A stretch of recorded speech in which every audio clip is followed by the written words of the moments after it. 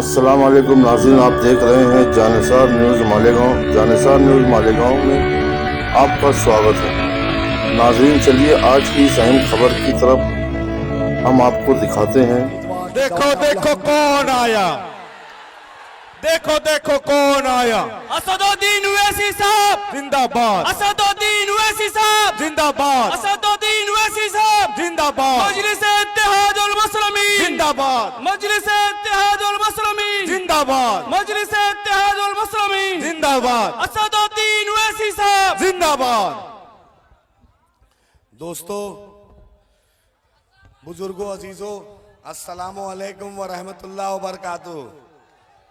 आपके और हमारे बीच हमारे पार्टी के सदर जनाब बैरिस्टर असदुद्दीन ओवैसी साहब आए हैं।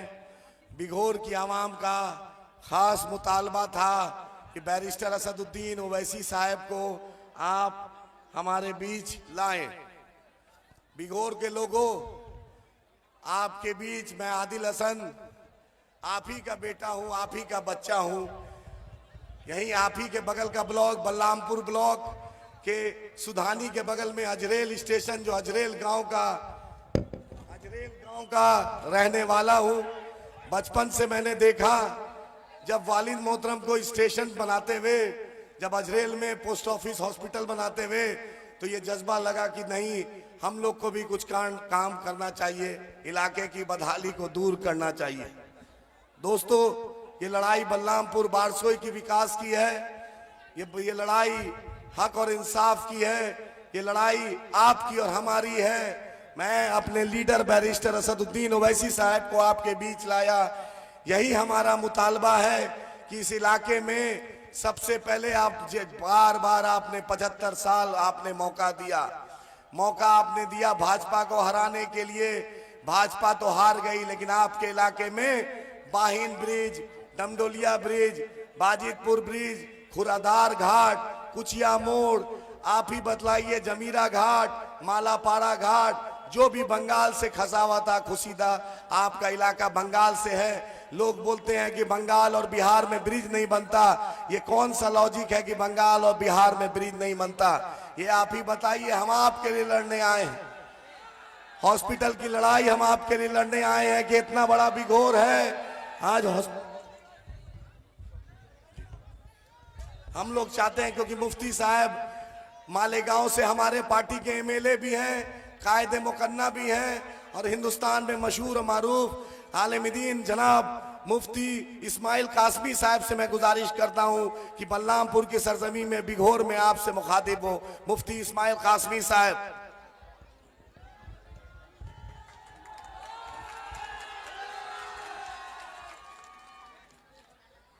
अस्सलामु अलैकुम व रहमतुल्लाहि व बरकातुहू। बिस्मिल्लाहिर्रहमानिर्रहीम। नहमदुहु व नुसल्ली अला रसूलिहिल करीम। अम्मा बाद। शहनशी पे तशरीफ़ फरमा ऑल इंडिया मजलिस इत्तेहादुल मुस्लिमीन के कौमी सदर बैरिस्टर असदुद्दीन ओवैसी साहब, भिगोर हाट से उम्मीदवारी करने वाले आदिल हसन साहब, इलाके की मुअज़्ज़ज़ शख्सियात, मेरे बुजुर्गों और दोस्तों, किसी शायर ने कहा है कि तुमने चाहा ही नहीं हालात बदल सकते थे, मेरे आंसू तेरी आंखों से निकल सकते थे, 2 कदम साथ मेरे चल के तो देखा होता, खुद ब खुद तेरे ख्यालात बदल सकते थे। तुम तो ठहरे ही रहे झील के पानी की तरह, तुम तो ठहरे ही रहे झील के पानी की तरह, दरिया होते तो बहुत दूर निकल सकते थे। आज इस वक्त हम बिहार इलेक्शन के उन्वान से आपके दरमियान, आपका ये इलाका बिघोर हाट हिंदुस्तान भर में दारुल उलूम के नाम से जाना जाता है। हमारे अकाबिरीन और बुजुर्गों ने आपके इस इलाके में दारुल उलूम में 12 कदम रंजा फरमाया, तशरीफ लाए। आपका ये इलाका जाना माना इलाका है।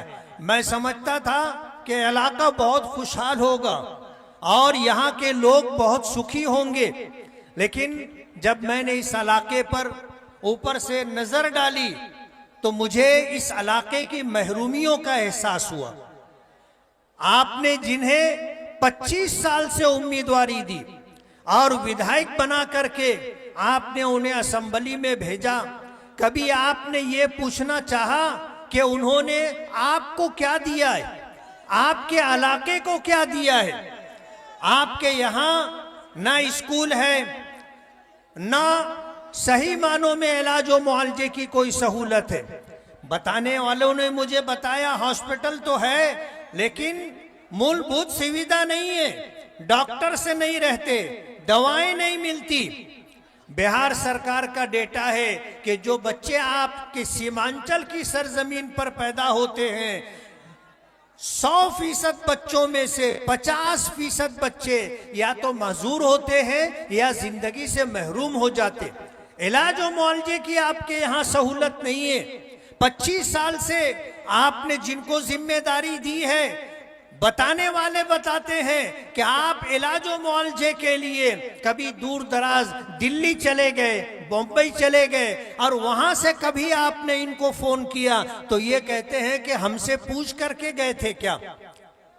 सवाल ये है कि जब वोट लेना रहता है तो आप आकर के वोट ले लेते हैं।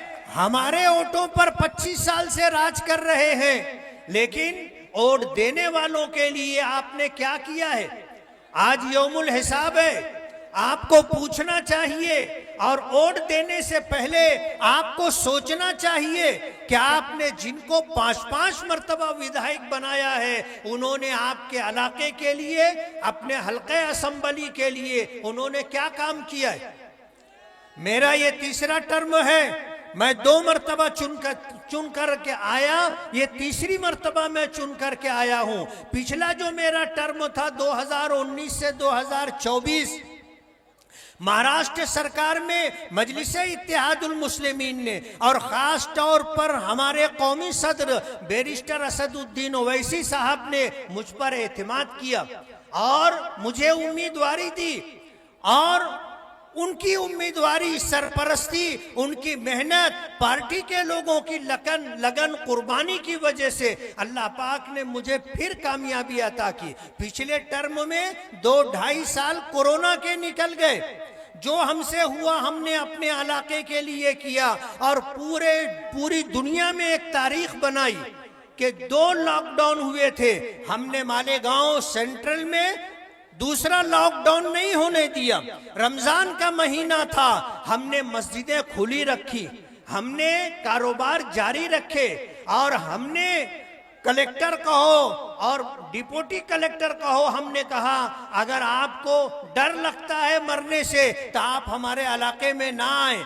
हमने भरपूर सेवा की, लेकिन 2.5 साल में 499 करोड़ रुपए का फंड ला करके हमारे बैरिस्टर असदुद्दीन ओवैसी साहब की सरपरस्ती में हमने फंड ला करके काम किया है। और मैं आपको बताना चाहता हूं कि आप अगर हम पर एतमाद करेंगे, आदिल हुसैन जैसे अनुभवी शख्स को आप वोट देंगे और मजलिस के एतमाद को बहाल करेंगे तो इंशाअल्लाह आने वाला दिन आपके लिए, आपकी आने वाली नस्लों के लिए हेल्थ की लाइन से, एजुकेशन और तालीम के लाइन से, बुनियादी सहूलियात की लाइन से आप ये सारी चीजें पा सकेंगे। बिहार का इलाका पूरे मुल्क में पिछड़ा हुआ स्टेट समझा जाता है और सीमांचल बिहार में सबसे ज्यादा पिछड़ा हुआ इलाका है। यहाँ के लोगों को 25 साल से हुकूमत में रहने वाले, मुल्क की आजादी के बाद से कांग्रेस पार्टी कहो या जो पार्टियां भी बरसरे इख्तिदार रही, उन्होंने सीमांचल को क्या दिया है? हमें अपना हक लेना पड़ेगा। हम अगर हाथ पर हाथ धरे बैठे रहेंगे और लकीर के फकीर बन करके हम जिस डगर पर चल रहे हैं उसी डगर पर चलते रहेंगे तो कभी हमारे दिन बदलेंगे नहीं। हमें अपना दिन बदलने के लिए अपनी सोच बदलनी होगी। जब हमारी सोच बदलेगी हम अपने हक के लिए मुत्तहिद होंगे।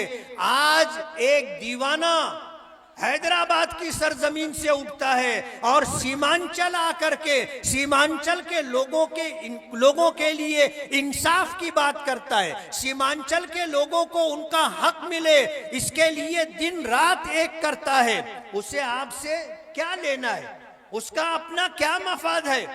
लेकिन जब इस बात को हम महसूस करते हैं कि हम कलमा ला इलाहा इल्लल्लाह मुहम्मदुर रसूलुल्लाह की बुनियाद पर हम एक हैं, तो हमें एक रहना चाहिए। हमारे आका ने फरमाया कि ईमान की बात यह है कि अगर मशरिक में रहने वाले अपने किसी भाई को कांटा चुभे तो मगरिब में रहने वाले ईमान वाले मुसलमान को उसका एहसास और दर्द होना चाहिए।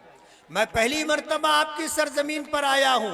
मैं महाराष्ट्र से ताल्लुक रखता हूं। महाराष्ट्र में नासिक जिले में मालेगांव है, ये नाम आपने सुना होगा। मालेगांव सेंट्रल से मैं चुन करके आया हूं। मैं एक मस्जिद का इमाम हूं, मैं एक मदरसे में मुदर्रिस हूं, मैं शहर की ईदगाह का इमाम हूं। पार्टी ने मेरे ऊपर एतमाद जताया, पार्टी ने मेरे ऊपर भरोसा रखा और मेरा भरपूर साथ दिया। अल्लाह का करम है, मैं तीसरी मर्तबा चुन करके आया हूं और अपने इलाके की आवाम मुझ पर एतमाद करती है। हमने न दिन देखा न रात देखी, इलाके की आवाम की सहूलियात के लिए जो हमसे मुमकिन हो सका लड़ करके, सरकार से मनवा करके हमने इलाके की ज़रूरतें, इलाके के लोगों की सहूलियात मुहैया हो, इसकी कोशिश हमने की है।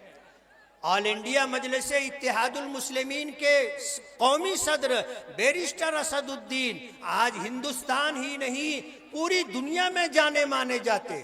पिछड़ों के लिए, महरूम लोगों के लिए और ख़ास तौर पर मुसलमानों के हक पर सरकार जो डाका डालना चाहती है। अभी करीब वक्फ का कानून था, हमारे आबा व अजदाद ने मुसलमानों की फलाह और बहबूद के लिए, उनकी इबादत मुनज़्ज़म तरीके से हो सके, उसके लिए बड़ी बड़ी जायदादें वक्फ की है। आज सरकार वो जायदाद हमसे छीनना चाहती है। सबसे पहले मुसलमानों की औकाफ की हिफाजत के लिए अगर सुप्रीम कोर्ट का दरवाजा किसी ने खटखटाया तो वो बैरिस्टर असदुद्दीन ओवैसी साहब है। वक्फ के लिए आवाज उठाई संसद में तो बैरिस्टर असदुद्दीन ओवैसी ने 3 तलाक के मामले में सरकार से लड़ाई लड़ी है और पार्लियामेंट में शेर की तरह गरजे हैं तो बैरिस्टर असदुद्दीन ओवैसी हैं।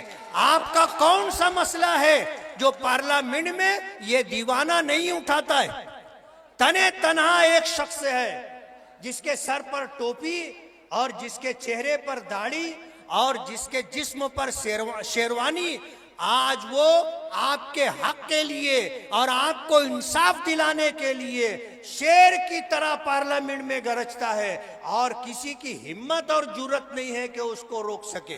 मुसलमान तो मुसलमान है। आज पूरे हिंदुस्तान के इंसाफ पसंद और सेकुलर लोग बैरिस्टर असदुद्दीन ओवैसी को सुनते हैं, उनकी बातों से इत्तेफाक रखते हैं। ये शेरों की जमात है, शेरों के साथ शेर रहते हैं और लोमड़ियों के रेवड़ में और लोमड़ियों के साथ बुज़दिल लोग रहते हैं। हम जफाकश मेहनती लोग हैं, बेखौफ रहने वाले लोग हैं। अगर पार्लियामेंट में वक्फ बिल किसी ने फाड़ा था, 3 तलाक का बिल किसी ने फाड़ा था, तो वो बैरिस्टर असदुद्दीन ओवैसी है। आज आपके दरमियान आए हैं, आपके लिए इंसाफ की लड़ाई लड़ रहे हैं। संविधान से, दस्तूर के मुताबिक आपको हक मिले। बिहार में भरे में भरा जा रहा है, जहां पहले से सहूलियात है वहां सब कुछ दिया जा रहा है। सीमांचल को आजादी के बाद से इन 25 सालों में आपको क्या मिला? सरकार किसकी थी? आप पूछो। वोट देने से पहले सोचो, क्या आपने 25 साल वोट दी, आपको उसका रिटर्न क्या मिला? इसलिए आज आपके दरमियान हम आए हैं। हम आपसे ये अपील कर रहे हैं, आदिल हुसैन आपका बेटा है, आपका भाई है, मजलिसे इत्तेहादुल मुस्लिमीन का उम्मीदवार है। आप हम पर एतमाद कीजिए, आप मजलिसे इत्तेहादुल मुस्लिमीन पर भरोसा और ट्रस्ट बताइए और 11 नवंबर को आप मुत्तहिद हो करके पतंग छाप निशानी पर अपना वोट दे करके आप आदिल हसन को कामयाब कीजिए। हम आपके साथ हैं। बैलेट में 5 नंबर का बटन पतंग छाप का बटन है, आपको बिस्मिल्लाह पढ़ करके ये बटन दबाना है और अपने उम्मीदवार को कामयाब करना है। बहुत बहुत शुक्रिया।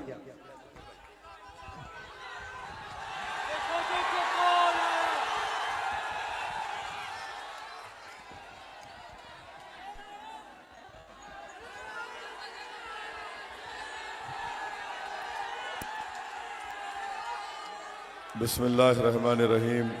अस्सलाम वालेकुम व रहमतुल्लाहि व बरकातहू। मोअज़्ज़िज़ हाज़रीन इकराम, बुज़ुर्गान कौम और मिल्लत, मेरे गयूर नौजवान साथियों,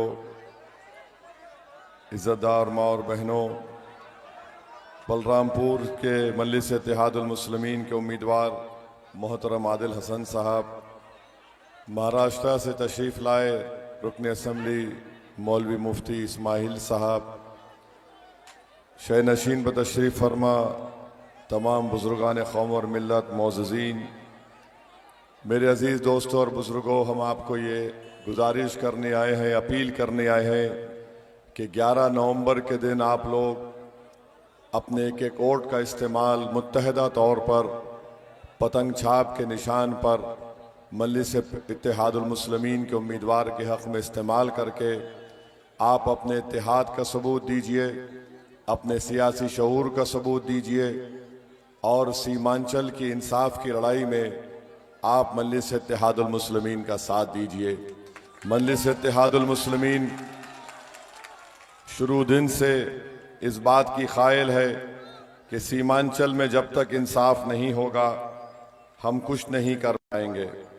इसीलिए आप देखते हैं कि सीमांचल की लड़ाई के लिए मजलिस इत्तेहादुल मुस्लिमीन ने ऐवान पार्लियामेंट में हमने हिंदुस्तान की दफ़ा 371 के तहत मैंने एक प्राइवेट मेंबर्स बिल को डाला और उसमें इस बात का मुतालबा मैंने किया कि मैंने ये कहा कि जिस तरह से संविधान में इस बात की इजाज़त है कि भारत में आप जो इलाका पसमानदा होता है वहाँ पर डेवलपमेंट काउंसिल बने और डेवलपमेंट काउंसिल के ज़रिए से उसको इस बात की इजाज़त होती है कि वो उस इलाके में खुद तय करे कि कितना पैसा लगना चाहिए। आप जानते हैं कि सीमांचल में सबसे ज़्यादा बच्चों के जिस्म में खून नहीं है। सीमांचल में जो हमारी माँ बेटी बहन है 9 महीने पेट में रखकर जो बच्चे को पालती है और जब पैदा करती है तो सबसे ज़्यादा सीमांचल में जब वो बच्चा पैदा होता है तो अविकसित बच्चा होता है, यानी वो बच्चा स्टंटेड जिसको बोलते हैं, बिल्कुल ही बच्चा बीमार रहता है। या फिर सबसे ज़्यादा मृत्यु दर अगर होता है बच्चा पैदा होने के बाद उसकी मौत हो जाती है तो सीमांचल में होता है। और अगर बच्चा सेहतमंद बच भी जाता है और कभी बीमार पड़ता है तो उसकी माँ तड़प कर रह जाती है क्योंकि उसके पास पुल नहीं है, रोड नहीं है, ब्लॉक के अस्पताल ले जाकर बच्चे की जान बचा सके। आज आप जानते हैं, नहीं मेरे भाई, ये थाली मारने के लिए नहीं है, ये थाली मारने के लिए नहीं है, ये आपको गौर फिक्र करना है। मैं आपकी नाइंसाफी को बता रहा हूं। हमारे बच्चों के लिए स्कूल नहीं है। पूरे सीमांचल में एक ही डिग्री कॉलेज है किशनगंज में, मारवाड़ी डिग्री कॉलेज के नाम से। पूरे सीमांचल में हर साल 100 एकड़ जमीन सैलाब से कट जाती है और फसल उस पर उगती है, उस जमीन का पैसा नहीं मिलता है। कितने बच्चे पुल नहीं होने की बिना पर नदी में डूबकर मर जाते हैं। बताओ ये नाइंसाफी का खात्मा कैसे होगा? आपने 20 साल यहां पर कांग्रेस को मौका दिया, 25 साल कांग्रेस को मौका दिया। आपने 20-25 साल यहां पर राजद को मौका दिया और इस विधानसभा में आपने जनाब महबूब साहब को 25 साल आपने उनको कामयाब किया। बताइए क्या हासिल हुआ? क्यों आप कुछ नहीं कर सके? इसलिए नहीं कर सके क्योंकि आपकी आवाज को पटना की कुर्सियों पर बैठने वाले जालिमों के सामने कोई आंख में आंख मिलाकर उनको डराकर आपकी दास्तान को नहीं बयान कर सका।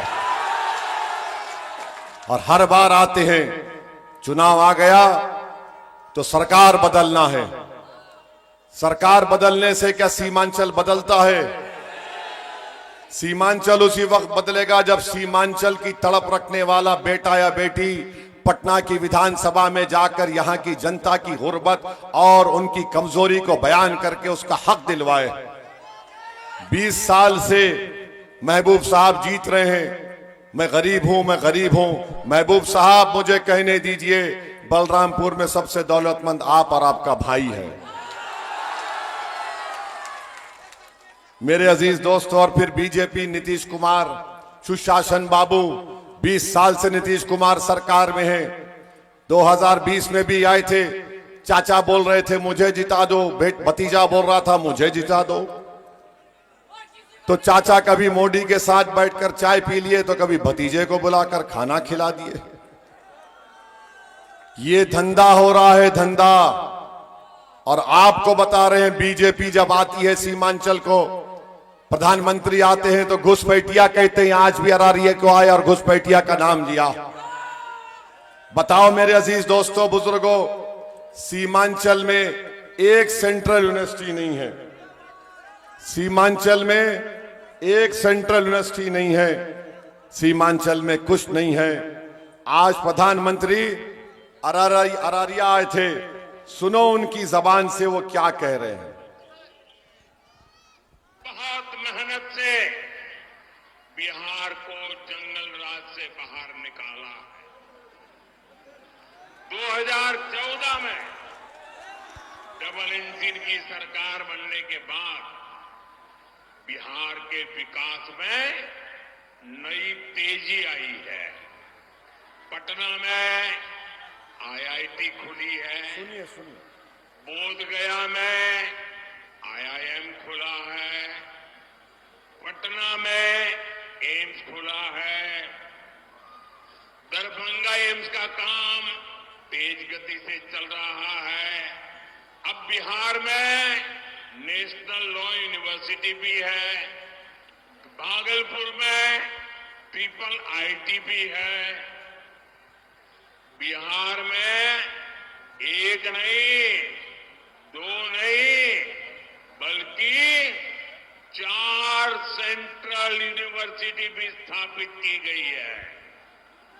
साथियों, एनडीए सरकार में गंगा पर 4 बड़े पुल बनाए गए हैं।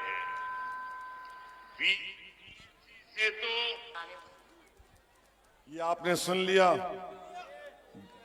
पटना में गंगा पर 4 पुल बनाए गए हैं। सीमांचल का यतीमों का इलाका है कि यहां पर ब्रिज पुल नहीं बन सकता। प्रधानमंत्री नीतीश कुमार, तेजस्वी, बताओ। भागलपुर में आईआईटी बन गया, दरभंगा पटना में एम्स बन गया, कानून की नेशनल यूनिवर्सिटी पटना में आ गई। सब पटना, राजगीर, बोधगया में। सीमांचल में एक यूनिवर्सिटी नहीं है। अलीगढ़ मुस्लिम यूनिवर्सिटी का कैंपस किशनगंज में है, जो टीन एस्बेस्टस के शेड में चलता है। बताओ मेरे अजीज दोस्तों और बुजुर्गों, कब तक आप सिर्फ वोट डालने वाली मशीन बनकर रह जाएंगे? आप किसी के वोट बैंक नहीं है, आपको शहरी बनना है। अगर आप शहरी बनेंगे तो आपको आपके हुकूक मिलेंगे। सीमांचल को हर एतबार से पीछा करके रख दिया गया। यहां पर कभी हम गाड़ी में बहुत बार गए, नमाज पढ़ने के लिए मस्जिद में गए, तो नमाज पढ़ के वापस आने के बाद 8 साल के 13 साल के बच्चे खड़े रहते हैं। एक तरफ बुजुर्ग, एक तरफ हमारी माँ और बहनें खड़े रहती हैं।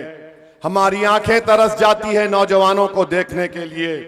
तो मालूम हुआ वो नौजवान 16 साल की उम्र में पलायन कर चुका है, कभी हैदराबाद तो कभी पंजाब, जालंधर, लुधियाना, दिल्ली, मुंबई में जा चुका है। और प्रधानमंत्री यहां पर आकर कहते हैं ये बना ये बना। क्या तुमको मालूम मेरे भाई, 90% मुसलमान बिहार के इंटरमीडिएट की तालीम मुकम्मल नहीं करते हैं। सबसे ज्यादा मखरूज अगर कोई बिहार में है तो मुसलमान है। गांव में रहने वाला मुसलमान महीने को 2630 रुपये कमाता है। बताओ सीमांचल की जनता, क्या अब भी तुम बेदार नहीं होगे? तो क्या सुबह कयामत की सूर की आवाज सुनकर बेदार होगे? अगर बेदारी का सबूत देना है तो 11 तारीख को पतंग छाप कोट बटन दबाना पड़ेगा आपको। सीमांचल के इंसाफ के लिए आपको वोट डालना है। बहुत हो चुका, पार्टी बदलेंगे, पार्टी सरकार बदलेंगे। मेरे भाई अब के बार एक काबिल आदिल हसन को कामयाब करिए। और आप जानते हैं कि बिगलूर हाट में 29 पंचायत हैं, ब्लॉक नहीं बनाया जाता। क्यों नहीं बनाया गया? क्योंकि आप अपना वोट उन लोगों को दे रहे हैं जो गूंगे, अंधे और बहरे हैं। कल मुझे आदिल ने बताया कि लगुआ में आग लगी, फायर इंजन नहीं आया, कई घर और झोपड़ी जल गया। मेरे अजीज दोस्तों और बुजुर्गों, हमेशा आपको धोखा दिया गया, दिल फरेब बातें की गई कि बिहार में बहार है। बिहार में अगर बहार है तो सीमांचल में बाढ़ है। बिहार में अगर बहार है तो सीमांचल की माएं अपनी आंखों के सामने अपने बच्चों को मरता हुआ देख रही हैं। बिहार में अगर बहार है तो सीमांचल में एक ही डिग्री कॉलेज है। बिहार में अगर बहार है तो सीमांचल में 100 एकड़ जमीन कट जाती है और उसका पैसा नहीं मिलता। बिहार में अगर बहार है तो सीमांचल के किसान को उसकी फसल की कीमत नहीं मिलती। बताओ ये कौन सी बहार है? ये तो तबाही और बर्बादी का मुकद्दर बनाकर रख दिया सीमांचल की जनता का बीजेपी ने, नीतीश कुमार ने और राजद ने और ये महबूब साहब ने। महबूब साहब को सिर्फ अपने से, अपने आप से महबूब रखते हैं, इस गरीब जनता को अपना महबूब नहीं बोलते वो। मेरे भाई अच्छा सोच समझकर फैसला लीजिए, आदिल हसन साहब को कामयाब करिए। और यहां पर नीतीश कुमार मोदी बोलते कि 200 यूनिट फ्री मिलेगा, तेजस्वी बोलता है 125 यूनिट फ्री मिलेगा। अरे बिजली नहीं आती तो फ्री कहां दोगे तुम? जब बिजली आ जाए तो कोई सोच सकता है, बिजली ही नहीं। मगर आज चुनाव आता है, बड़ी बड़ी बात करते हैं। तेजस्वी बोलता है कि मैं हर घर में नौकरी दूंगा। 90% मुसलमान इंटर पास नहीं है, क्या नौकरी मिलेगा आपको? 30 लाख नौकरी बिहार में अभी है। तेजस्वी बोलता है 2 करोड़, चलो 2 करोड़ 60 लाख पकड़ लो, एक को 25,000 तनख्वाह देना पड़ेगा तो 8.5 लाख करोड़ की जरूरत पड़ेगी। बिहार का पूरा बजट 2 लाख करोड़। तो मोदी नीतीश कुमार बोलते हम 1 करोड़ देंगे नौकरी। 1 करोड़ को 4.5 लाख करोड़ की जरूरत है। कहां से आएंगे पैसे? चुनाव है, जनता को बेवकूफ बनाओ, वोट हासिल करो, उसके बाद ये 5 साल तड़पते रहेंगे, मरते रहेंगे, डूबते रहेंगे। मेरे भाई याद रखो, ये थाली मारने के लिए नहीं बल्कि आप में एक इनकलाब पैदा करना है। यहां से बलरामपुर से आपको मंजलिस को कामयाब करिए। और यहां पर जो हमारे आपके एमपी साहब जनाब तारिक अनवर साहब हैं, क्या आप जो मोदी ने काला कानून बनाया वक्फ का, उसकी तायीद करते हैं आप? वो कानून मस्जिद, दरगाह, खानका, कब्रिस्तान को छीनने के लिए मोदी ने बनाया। हमने उस कानून के खिलाफ 128 पेज की रिपोर्ट लिखी, पार्लियामेंट के रिकॉर्ड में है। पार्लियामेंट में खड़े होकर हमने संविधान कि आर्टिकल्स को दलील देकर हमने पार्लियामेंट को और मोदी को, तेजस्वी को, सबको बता दिया ये हमारे संविधान के खिलाफ है। और हमने कहा ये वक्फ को बचाने के लिए नहीं, वक्फ को बर्बाद और लूटने के लिए है। इसीलिए हमने उस कानून को फाड़ कर पार्लियामेंट के फर्श पर फेंक दिया। ये वक्फ को लूटने का कानून। तो जनाब तारिक अनवर साहब क्या बोलते हैं, मुझे उससे कोई मतलब नहीं है कानून से। तारिक भाई आपको मस्जिद से मतलब नहीं है, कब्रिस्तान से भी मतलब नहीं है। तारिक भाई बताओ मेरे दोस्तों क्या हाल हो रहा है। बदनाम हमको किया जाता है। तेजस्वी बोलता ओवैसी चरमपंथी है, चेहरे पे दाढ़ी, सर पे टोपी। अगर कोई इस तरह चरमपंथी होगा तो बताओ फिर जो कुरान पढ़ता है, नमाज पढ़ता है, मदरसे में पढ़ाता है, मदरसे में जो बच्चे पढ़ते हैं, जो हमारी माँ और बहनें अदब के लिए हया उनकी दिखती है, सर पर पल्लो या हिजाब या बुर्का पहनती है, तो क्या सब चरमपंथी बन जाएंगे? तो इसका जवाब आप देंगे नहीं देंगे? मेरे महबूब साहब है यहां पर, CPI-ML पार्टी के हैं और माले किसी खुदा को नहीं मानते, वो तो दहरिये होते हैं। हमको उससे कुछ इनकार नहीं है, उनका फैसला है, मगर वो चरमपंथी नहीं है। जमीन और आसमान के खालिक को अल्लाह बोलकर इबादत करने वाला चरमपंथी है। इस बात का फैसला आपको करना है और जवाब देना है। तो क्या 11 तारीख को पतंग पर छाप परोट पड़ेगा? बलरामपुर में एक नया तारीख लिखेंगे आप, इस नौजवान आदिल हसन को कामयाब करेंगे। और जो निर्दलीय उम्मीदवार है मैं उनसे भी कह रहा हूं, आ जाओ भाई, बलरामपुर की जनता के लिए आ जाओ। बलरामपुर की जनता बेचैन है यहां पर एक नए विधायक को कामयाब करने के लिए। याद रखो, निर्दलीय लड़कर तुम दोबारा ऐसे लोगों को कामयाबी का मौका मत दो जो गरीबों का खून चूस रहे हैं 20 साल से। तो हम आपसे अपील कर रहे हैं कि पतंग छाप को कामयाब करिए, सीमांचल को मजबूत करिए। सीमांचल की लड़ाई के लिए मंजलिस लड़ रही है। इस चीज को सामने रखकर यहां पर अस्पताल की जरूरत है। यहां पर बाहिन घाट, दंदोलिया घाट, जबतपुरा घाट, मालापारा घाट, ये सब यहां पर पुल, रोड, बिजली का इंतजाम इंशाअल्लाह ताला आदिल हसन करेंगे। तो लगाइए हमारे साथ, सीमांचल जिंदाबाद, सीमांचल जिंदाबाद, पतंग छाप जिंदाबाद, नारे तकबीर। मैंने सुना कि महबूब साहब को बड़ा तकलीफ होती है नारे तकबीर से। नारे तकबीर। अस्सलाम वालेकुम व रहमतुल्लाहि व बरकातहू। अगर आपने अभी तक हमारा चैनल सब्सक्राइब नहीं किया तो हमारे चैनल को सब्सक्राइब कर लीजिए।